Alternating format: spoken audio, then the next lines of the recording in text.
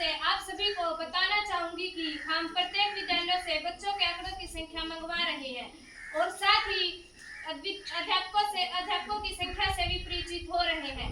हमारी जांच से हमें यही पता चला है कि बच्चों की संख्या को देखते हुए अध्यापकों की संख्या बहुत कम है। इसलिए सरकार द्वारा चलाई गई योजना और नीतियों के अनुसार विद्यालयों में अध्यापकों की संख्या की पूर्ति के लिए हमने भर्ती करना आरंभ कर दिया है। साथ ही मैं आपको यह आश्वासन दिलाती हूँ कि शिक्षा को सभी के लिए सुलभ बनाना और जल्द से जल्द बैठ जाइए आप लोग। माननीय महोदय जी, मैं आपके माध्यम से माननीय स्वास्थ्य मंत्री जी से ये पूछना चाहूंगी कि अस्पतालों में डॉक्टरों की संख्या काफी कम है और नए अस्पतालों में साफ सफाई का विशेष ध्यान रखा गया है। इस बारे में आप क्या कहना चाहेंगे? स्वास्थ्य मंत्री जी, आप इस बारे में क्या कहना चाहते हैं, बताइए। माननीय महोदय जी, मैं इन्हें बताना चाहूंगी कि अस्पतालों में मरीजों की संख्या कम नहीं है। आप डॉक्टरों की संख्या, मरीजों की नहीं।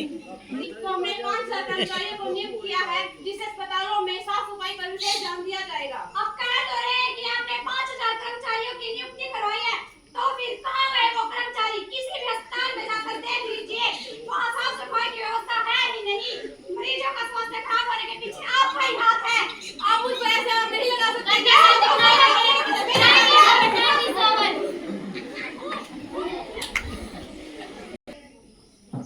माननीय महोदय जी, मैं आपके माध्यम से रक्षा मंत्री जी से पूछना चाहूंगी कि देश की सुरक्षा के लिए उन्होंने कौन कौन सी नई नीति अपनाई है, कौन कौन से नए कदम उठाए हैं, विस्तार से बताइए। रक्षा मंत्री जी, आप इस बारे में क्या कहना चाहते हैं? माननीय महोदय जी, पता नहीं है विपक्ष समझ नहीं पाता है, समझने का प्रयास नहीं करता।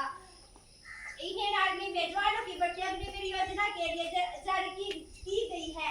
अग्निवीर योजना के जरिए 40,000 पदों पर भर्ती की गई है।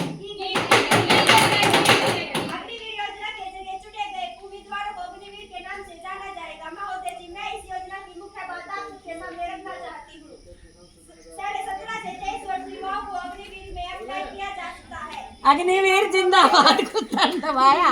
उम्मीदवारों को पहले भर्ती 30 लाख, दूसरे वर्ष 23 लाख, तीसरे वर्ष से 28 लाख वेतन मिलेगा। 4 साल बाद अग्निवीरों को 11,71,000 रुपये की राशि दी जाएगी और उनका बीमा भी करवाया जाएगा। मोदी जी, मैं इस देश के युवा में आह्वान करती हूँ कि वह किसी बहकावे न आए और अग्निवीर में भाग ले।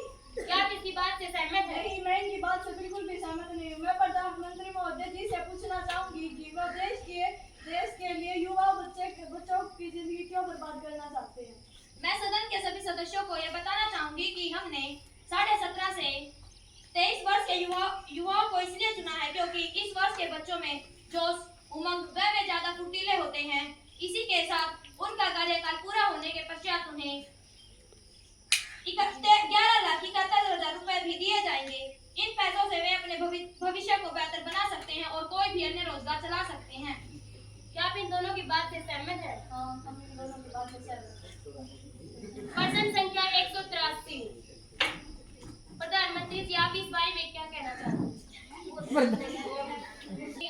कहाँ गया वो काला धन जो अपने विदेशों से हुआ था? कहाँ गए वो वायदे जो आप कह रहे थे कि प्रत्येक व्यक्ति के खाते में 15-15 लाख रुपए डाले जाएंगे? हर चीज पर टैक्स, हर चीज पर जीएसटी का प्रतिशत बढ़ा दिया है। आ गए ना अच्छे दिन? कहाँ गए अच्छे दिन? प्रधानमंत्री जी, आप कायर हैं। आपने हमारे देश को झकझोर करके रख दिया है। आपकी नीतियां हमारे देश को पतन की ओर लेके जा रही हैं। प्रधानमंत्री जी, प्रधानमंत्री ने ये वादा किया था कि प्रत्येक व्यक्ति के खाते में 15-15 लाख रुपए डाले जाएंगे। ऐसा क्यों नहीं है?